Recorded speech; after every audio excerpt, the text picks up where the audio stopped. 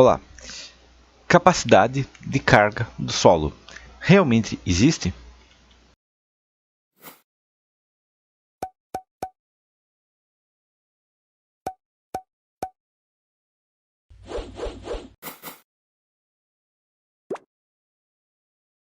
Pera, como assim será que existe mesmo? É claro que existe, a gente dimensiona estruturas baseado nisso. A gente dimensiona a capacidade de carga de uma estaca, de uma sapata, baseado na capacidade de carga do solo. Na verdade, não, tá? E não é isso, não é isso que a gente faz, certo? Por que não é isso? Bom, primeira coisa, isso é uma coisa que o professor de curto fala, certo? Ele fala o seguinte: a ideia de tensão admissível não faz sentido hoje em dia, certo? Hoje em dia faz muito mais sentido a gente tentar trabalhar com recalque equivalente, certo? Bom, por que o professor de curto fala isso? Basicamente, primeira coisa, imagina que você tem que dimensionar um prédio inteiro, certo? E você não pode usar um computador e você tem que trabalhar vários engenheiros, né, porque tem que calcular tudo na mão, você não vai conseguir fazer sozinho, tá? Tem um prazo limite, né, você não vai poder gastar 5 anos de ensinar um prédio na mão, certo? Então, você vai ter que trabalhar em vários engenheiros para conseguir, talvez, fazer esse projeto aí em alguns meses, certo?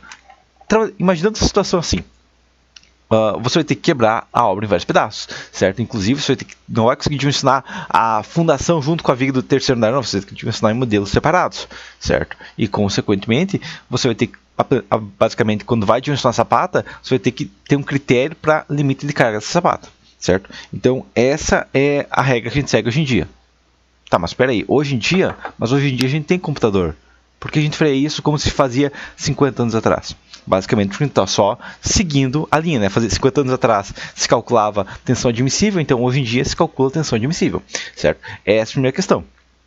Que a ideia de tensão admissível, ela vem de 50 anos atrás, onde a gente pensava, bom, eu tenho que calcular a estrutura aqui, eu não tenho computador, infelizmente não vou conseguir modelar tudo ao mesmo tempo, e infelizmente eu vou ter que fazer um chute aqui de qual que é o recalque aceitável e, consequentemente, a tensão admissível, certo? É isso que a gente faz ainda hoje em dia, certo? A gente chuta um recalque aceitável, né? Claro, existe uma regra para isso, mas basicamente é um chute, certo? Uma estimativa, porque obras diferentes vão ter capacidades de recalque diferentes, certo?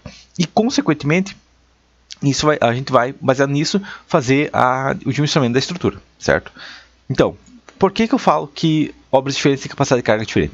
Basicamente, quando a gente vai trabalhar na estrutura, qualquer peça, tá? Qualquer coisa que você trabalhar, certo? Não importa o material, ele vai ter um diagrama de tensão de deformação, certo? Então, o diagrama de tensão de deformação, aquele lá que a gente vê em ciências dos materiais, certo? Basicamente, você aplica uma carga numa peça, certo? Ou em qualquer ponto, certo? Aplica uma pressão, ele tem uma certa deformação, certo? Inicialmente, isso é proporcional, certo? Até que chega um ponto que começa a plastificar e aí começa a ficar muito mais rápido, certo? Ou seja, se você pegar uma barra de aço e se aplicar uma tensão de 100 megapascal, ela vai deformar uma barra teórica, né, 1 milímetro. Aplica 200 megapascal, deforma 2 milímetros. Tá? Mas se for uma barra de aço A36, por exemplo, se você aplicar 300 megapascal ou 400 megapascal, quando chegar em 400 megapascal, não deformou 4. Ela já deformou questão aí de vários centímetros, certo? E escoou. E arrebentou, certo? É isso que acontece, certo? Ela chega um momento que ela começa você aplicando uma carga um pouquinho maior, ela vai deformar muito mais, certo? E isso acontece inclusive com o solo, certo? Então essa é a questão inicial que a gente tem. Aplicou uma carga, gera uma deformação. Você coloca uma sapata na estrutura, coloca uma estaca digamos, no solo, certo? No terreno, e aplica uma carga, ele vai ter uma deformação, certo? Normal essa deformação, por isso que eu falei, a gente estima o recalque limite, certo? Então, o Terzaghi, isso na metade do século XX, ele determinou, vamos imaginar aí uma deformação limite de 1 polegada, que é 2,5 cm, e baseado nisso, gerou várias teorias de solo, certo? Ele começou parte das teorias de solo, a volta que a gente usa hoje em dia, certo? Então, muitas das teorias é baseado nisso, né? É um limite de deformação do solo. Porém, aqui a gente entra uma questão, certo? Vamos imaginar que você está dimensionando uma obra de concreto armado. Bom, uma obra de concreto armado, como que ela funciona? Tá? Uma obra de concreto armado com fechamento de alvenaria. Basicamente, uma obra de concreto armado com fechamento de alvenaria, a gente tem um fechamento com uma elasticidade aceitável, uma elasticidade não grande, mas de elasticidade relativamente alto ainda, né? Claro, comparado com concreto muito menor, mas uma elasticidade considerável, certo? E ele trabalha em conjunto, é uma peça gigante, certo? Então, quando ocorre um recalque diferencial em um dos pilares de uma obra de concreto armado, por exemplo, vai acontecer o quê? Vai acontecer que esse recalque diferencial vai rapidamente gerar patologias na estrutura. Por quê? Porque como a gente está trabalhando com a estrutura hiperestática, certo? Qualquer mudança de formato, qualquer mudança da seção vai gerar mudanças nos diagramas da estrutura, certo? Vai gerar tração de compressão, vai gerar esforços adicionais, vai aumentar o momento estrutor negativo de alguns pontos, vai reduzir o momento estrutor negativo de outros pontos e, consequentemente, a estrutura se trabalha de maneira diferente. Certo? Além de deformar a alvenaria e tudo mais, gerar fissuras e tudo mais. Então, quando a gente trabalha com concreto armado, a gente tem um limite de deformação, certo? Porque se o recalque diferencial ultrapassar esse limite, vai começar a aparecer patologias. Agora, vamos imaginar uma outra situação. A gente está trabalhando agora, por exemplo, com um galpão metálico, certo? Ou um prédio metálico, tá? Mas um prédio metálico, certo? Que todas as paredes são de, por exemplo, drywall, são paredes de gesso acartonado, certo? Paredes leves, paredes com baixo módulo de densidade. Bom, o que acontece? E todas as ligações rotuladas, certo? E o contraventamento da estrutura não é feito por pórticos, mas sim por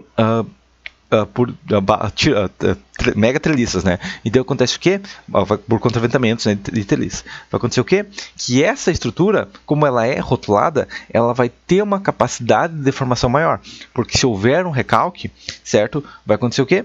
Que esse recalque ele vai ser mais facilmente absorvível pela estrutura, porque ela se mantém rotulada. Onde tem uma rótula, eu já sei que os momentos ali não vão mudar, os esforços ali vão se manter constantes, certo? Então, uma estrutura que é feita em vários pedaços, numa estrutura para mudar a estrutura metálica, ela vai permitir deformações e recalques maiores que a estrutura de concreto armado.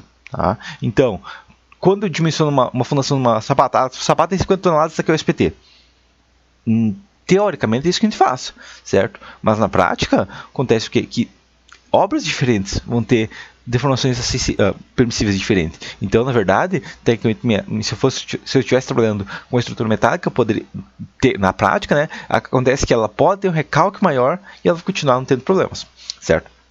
Outra questão, vãos da estrutura, certo? Por quê? Bom, se a gente está trabalhando com vãos pequenos da estrutura, certo? Se uma sapata deformar 1 centímetro, eu tenho vãos de 3 metros, por exemplo. Se uma sapata deformar 1 centímetro a mais que outra, vai acontecer o quê? Que vai ter uma diferença, né, de L sobre 300, certo? Com uma deformação bem considerável, certo? Se eu tivesse um vão de 6 metros entre as peças, eu teria um L sobre 600, ou seja, teria metade do ângulo, certo? Então, consequentemente, quando a gente trabalha com vãos maiores, é permissível também deformações maiores, certo? Por quê? Porque a deformação relativa da estrutura vai ser menor, certo? Estruturas com vãos maiores aceitam maiores deformações, certo? É por isso que uma viga, por exemplo, uma viga de 2,5 metros, se eu for trabalhar com a flash limite, por exemplo, com alvenaria e tudo mais, que eu tenho L sobre 500, tá? Então uma viga de 2,5 metros pode deformar meio centímetro, uma viga com 5 metros pode deformar 1 centímetro. Certo? Porque estruturas maiores, certo? Elas tendem a estar mais estáveis no comportamento delas, certo? Então, uma deformação relativa, uma deformação total igual vai ser deformação relativa menor e vai aplicar menos problemas na estrutura, certo? Então, tecnicamente, aquela sapata de 50 toneladas, se a gente não sabe quais são os vãos médios da estrutura, a gente não vai ter um dimensionamento correto, certo? A gente está dimensionando ainda. A gente tem que dimensionar, claro, conforme a 1022 e tudo mais, mas a ideia da 1022 ainda é antiga, né, baseada em regras antigas, certo? Na prática, se a gente estivesse trabalhando com voos maiores, a deformação final da estrutura deveria também ser maior, certo? Porque senão a gente não vai estar modelando a estrutura da maneira correta, certo? Entendido isso? Agora a gente vai entrar numa questão de tensão admissível ainda, né, que é um problema de tradução. Tá? Como problema de tradução? Bom, a tensão admissível que chegou pra gente, né? Chegou pro Brasil do primeiro mundo, né? Chegou dos Estados Unidos aí, uma tensão admissível em PSF, né? Pound per square feet, certo? Ou seja, quantas libras é permissível aceitar em um pé quadrado, certo? Bom, isso não faz sentido pra gente, a gente converteu, certo? E nessa conversão a gente fez errado, tá? Infelizmente, foi uma conversão muito mal feita e que complica pra gente até hoje, certo? Que é o quê? Bom, a gente trabalha em quilograma-força por centímetro quadrado. Tá, mas qual o problema? A unidade que a gente vai trabalhar não importa. Importa, certo? Por que importa? Bom, vamos imaginar a seguinte situação. Você tem uma sapata, certo? A sapata tem 80 toneladas, seu solo resiste 2 kg de força por centímetro quadrado. Qual que é a área dessa sapata? Você consegue fazer isso de cabeça? É um pouquinho complicado, certo? Agora, você tem uma sapata que resiste, que tem uma carga aplicada de 80 toneladas, mesma carga. Seu solo resiste 20 toneladas por metro quadrado. Qual a resistência? Bom, 80 sobre 24, então ele tem 4 metros quadrados e uma sapata de 2 por 2, certo? Então, esse cálculo seria muito mais fácil, né? A gente trabalhar numa dimensão aceitável, né? Quando a gente trabalha na engenharia civil, a gente está trabalhando peças grandes, né? Não é que na engenharia mecânica que tem peças pequenininhas e mede em milímetros, não, a gente trabalha em metros ou em centímetros no mínimo, né? Até em sapatos a gente trabalha de 10 em 10 centímetros, no máximo em 5 em 5, certo? Não vou mandar uma sapata de 73 por 73, é uma sapata de 70 por 70 não passa, vai para 80 por 80 direto, certo? Então a gente, ou 1 metro não passa, 1 metro e 10, mas a gente trabalha em metros numa estrutura, né? E as cargas são grandes o suficiente para compensar, começar a medir isso aí em metro, certo? Então, o que acontece é que na prática não é um solo de baixa capacidade, um solo SPT 6 resiste lá 1 kg de força centímetro quadrado. Não, ele resiste 10 toneladas por metro quadrado. 10 toneladas por metro quadrado é uma unidade que já é lógica pra gente, certo? É uma unidade que já faz sentido. Opa, eu estou falando de um prédio de 10 andares. 10 andares deve ser umas 150 toneladas, um solo de SPT6 já não compensaria fazer uma sapata, certo? Porque daria 150 dividido por 10, daria 15 metros quadrados, uma sapata muito grande, certo? Essa é uma unidade mais lógica pra gente. Então, eu recomendo fazer isso, né? Então, se tem um solo lá, qual que é a regra que eu vou usar? Vou usar a regra mais simples, que é do Decur, que é o quê? Se o solo é siltoso, vou dividir por 5. Se o solo é arenoso, vou dividir por 4. Não, faz assim, tá? Se o solo é siltoso, pega o SPT e dobra. Se o solo é arenoso, pega o SPT e multiplica por 2,5. Esta resistência em tonelada por metro quadrado. É bem mais lógico. Tem um SPT de 10, significa o quê? Bom, 10 vezes 2, resiste 20 toneladas por metro quadrado. Bem mais fácil. Resiste 2 kg de força, tá? O que é 2 kg de força? Vou lá no computador, vou calcular. Complica, certo? Então, é muito mais eficiente a gente trabalhar em toneladas por metro quadrado, certo? Porque a gente está falando de peças grandes, né? A gente tem engenharia civil, é coisa grande. Então, a gente está trabalhando aí com volumes maiores, compensa uma unidade maior, certo? Isso é uma questão que a gente tem que pensar, certo? Mas, se a ideia de tensão admissível já é uma simplificação que eles usavam antigamente, quando não se conhecia, não se tinha capacidade de dimensionar por computadores, essa regra ainda de usar tonelada por metro quadrado não faz tanto sentido. Realmente, não faz tanto sentido, certo? Na verdade, o que a gente deveria trabalhar são unidades de recalque, certo? Então, seria o quê? Bom, seria toneladas por metro cúbico, certo? Seria o que basicamente isso? Bom, se eu aplicar uma carga de 20 toneladas numa sapata de 1 metro quadrado, ela vai deformar tantos milímetros, ou tantos centímetros, ou tantos metros, é uma unidade próxima disso, certo? Aí seria uma situação mais adequada, certo? E a ideia que está surgindo agora, atualmente, a longo prazo, né, que vai começar a acontecer, certo? Em alguns softwares já está sendo aplicado isso, certo? Poucos no Brasil, TQS agora começou a aplicar, certo? CiviCAD até tem como fazer, mas é complicado, o EBR também está um pouco limitado ainda, certo? Mas seria o quê? É colocar recalque na fundação, certo? É uma coisa que a gente não tem, certo? É uma situação. Tem recalque na fundação? Sim, tem, mas a gente acha que vai ser recalque igual, certo? E daí não dimensiona baseado nisso, que é um problema, certo? A ideia de dimensionamento hoje em dia, ou futuramente, vai ser o quê? Vai ser aplicar na estrutura um coeficiente mola, certo? Colocar em cada peça, eu decidi, certo? Colocar uma sapata de 1 metro por 1 metro, certo? Nesse pilar aqui eu vou colocar uma sapata de 1 metro por 1 metro, certo? Aplicar nessa estrutura um coeficiente de mola, certo? E baseado nesse coeficiente de mola, ver qual que vai ser o recalque e qual que vai ser o comportamento da estrutura, certo? E já modelar a estrutura sabendo que ela vai ter um recalque, certo? Mas se der um recalque não vai dar problema? Dependendo dos limites, certo? Se o recalque for equalizado, não, tá? Se toda a estrutura deformar igualmente, não é um problema, certo? Mas vai ter recalque diferencial. Provavelmente, inclui toda a obra, tem um certo recalque diferencial, certo? Se uma sapata deformou 1 milímetro a mais que outra, já é uma diferença, então já tem um recalque diferencial, certo? A questão é, com a tecnologia mais avançada, a gente consegue já colocar esse recalque diferencial, né, ou estimar esse recalque diferencial já no dimensionamento da estrutura e já armar ela para isso, já modelar ela assim, garantindo que ela vai funcionar assim, certo? E claro, uma outra questão que a gente tem, que hoje em dia a gente não modela ainda, porque é uma complicação, um cálculo bem complexo, mas o recálculo diferencial ele não é garantido. Como assim não é garantido? Bom, a gente vai fazer uma obra, a gente vai fazer alguns furos SPT, certo? Agora, não é porque a gente está fazendo um furo SPT que o solo vai ser coeso, certo? Não quer dizer que o solo é igual em toda a estrutura, certo?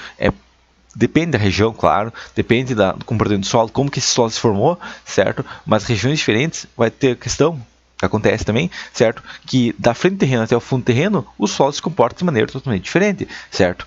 Por exemplo, se eu tenho um solo rochoso, certo? Digamos que aqui seja a frente do terreno, aqui seja o fundo do terreno. Se a rocha for assim, aqui na frente, se eu colocar uma sapata, ela está direto na rocha, certo? Mas se eu colocar uma sapata aqui, ela vai, digamos, aqui em cima, ela vai ter alguns metros até chegar na rocha, certo? Isso é uma questão. Agora, se eu tenho a rocha aqui, mas ela está bem embaixo, colocar uma sapata aqui, uma sapata aqui. Aqui tem, digamos, 2 metros até a rocha, aqui tem 5, certo? Vai ter uma diferença no comportamento do solo, certo? Então, a gente sabe que a nossa estrutura ela não vai ter um comportamento garantido, certo? Por isso que a gente já coloca o coeficiente de segurança nela.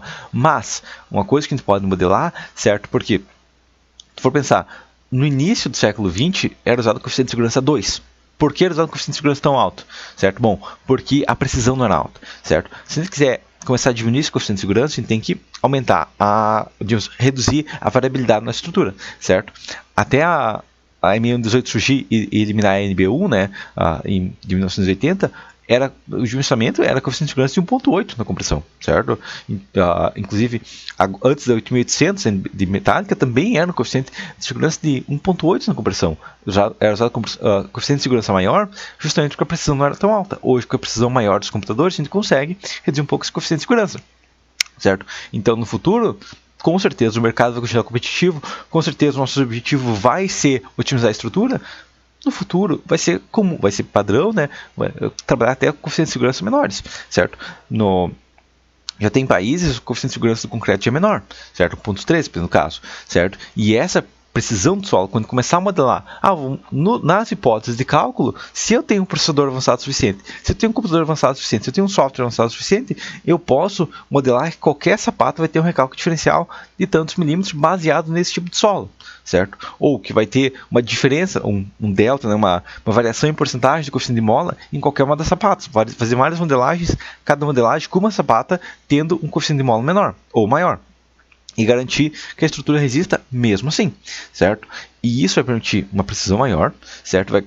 Vai permitir, inclusive, que a gente dimensione adequadamente a estrutura e muitas vezes vai acontecer o quê? Que a seção das estruturas vai mudar, certo? A gente pode, dependendo do caso, que é o que acontece na prática, né?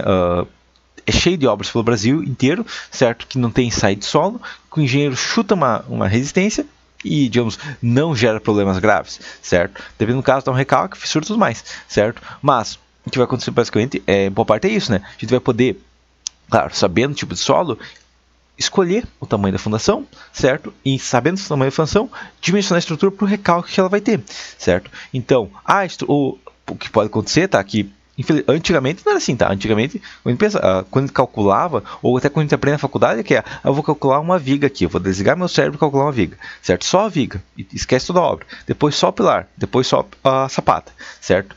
No futuro, vai ser mais avançado ainda, certo? Eu já mostro, claro, já mostrei vários vídeos, né, que muitas vezes tem um erro numa viga, um problema numa viga, e a solução é mudar o pilar, certo? Tem um erro numa laje, a solução é aumentar a viga, erro na laje, às vezes até consertar o pilar, pode ser a solução, pode ser o procedimento correto, certo? Quando a gente conseguir modelar toda a estrutura, inclusive o solo dessa estrutura, vai ter caso, eu estou com um erro em uma viga, beleza, é porque a sapata é muito pequena, fez uma sapata muito pequena, ocorreu um recálculo diferencial e, consequentemente, a tua viga deu um problema, certo? Que é isso que acontece na prática, certo? Às vezes você vai numa obra, a viga está fissurando. Por quê? Bom, pode ser mal dimensionada ou pode ser um erro da fundação que mudou o comportamento dela e gerou esses problemas, certo? Por que o negativo está tão pequeno? Bom, talvez porque o seu solo teve recalque, certo? E esse modelo a gente vai conseguir analisar quando os softwares começarem a trabalhar nisso, né? Porque o dimensionamento manual disso seria praticamente impossível, certo? Mas com uma engenharia adequada e uma computação adequada juntos, combinadas, a gente consegue uma estrutura ainda mais próxima da realidade, certo? E aí sim a gente vai conseguir talvez até novamente apertar um pouquinho mais o coeficiente de segurança, porque infelizmente é isso que o mercado exige, né? O mercado exige uma estrutura econômica, certo? E para ter essa estrutura econômica, para ter, digamos, um coeficiente de segurança adequado, certo? Que é o quê? Bom, é pelo menos mais de 6 sigma na segurança, certo? Mas o coeficiente de segurança adequado, a gente vai ter que reduzir essa variabilidade, e para reduzir essa variabilidade, a gente tem que trabalhar com solo adequado para isso. É uma estrutura que consegue modelar o solo junto, então a mesma estrutura que modela a laje, modela o solo, certo? Aí sim a gente tem um comportamento mais adequado e reduzir o coeficiente de segurança, tá? Que para o concreto, mas é próximo ponto 4, certo? Mas no solo a gente trabalha com coeficientes de segurança maiores, justamente por causa da baixa precisão que a gente tem, certo? Em fundações a gente trabalha com 2 a 3 coeficientes de segurança, certo? Com estaca ensaiada a gente consegue trabalhar com 0,6, ok, consegue, certo? Mas ainda assim a gente trabalha com coeficientes de segurança consideráveis, justamente por quê? Porque o nosso comportamento estrutural, nossa análise estrutural não é adequada em relação, ou a análise e o comportamento real ainda tem um delta, tem uma diferença, certo? E acaba que a gente aumenta o coeficiente de segurança para evitar problemas, certo? Quando na verdade a gente deveria aumentar a capacidade de análise, certo? Aproximar a capacidade de análise do comportamento real para evitar problemas, e não aumentar o coeficiente de segurança que a gente faz atualmente, beleza? Então seria isso, até a próxima.